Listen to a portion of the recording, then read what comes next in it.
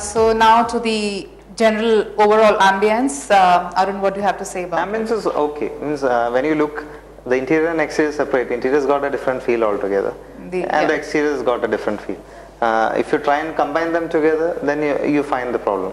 But otherwise, it's a kind of mismatch. Do you think? It is definitely a mismatch. But I think they've tried to do everything functional. The sofas and everything are in place, and it is catering to their needs.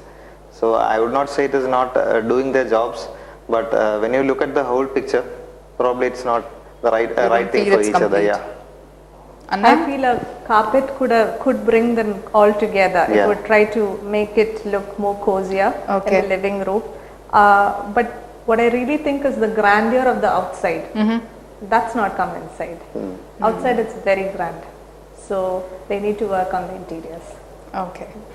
So now we come to the segment where we rate the house.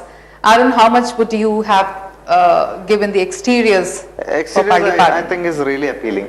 They have tried a lot to create a totally different scale of building, and the landscape supports to it almost fully, except for a little glitch of some stone cladding which could have been avoided. I think the house looks very decent, and it is reaching up to the limits of the scale what it's trying to achieve. So I think I'll give them 21. 21 out of 25. Anna, how much have you scored? This is very grand and very impressive. So I've given them 22 on 25. How about the interiors? The interiors, I would say it is not matching to the exterior quality and scale.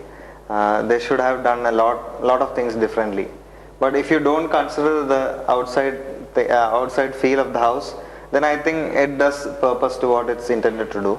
And some things like the bedrooms, for example, the beds could have been bigger. They could have done little more intelligent furnishing, like the TV point, or maybe they could have added an extra seat to which the TV is faced, because I don't think they are scarce of space.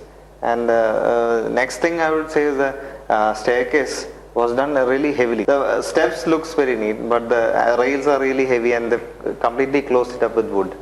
So that is one. See, for a classic house of this type, probably a little bit of cast iron handrails would look interesting.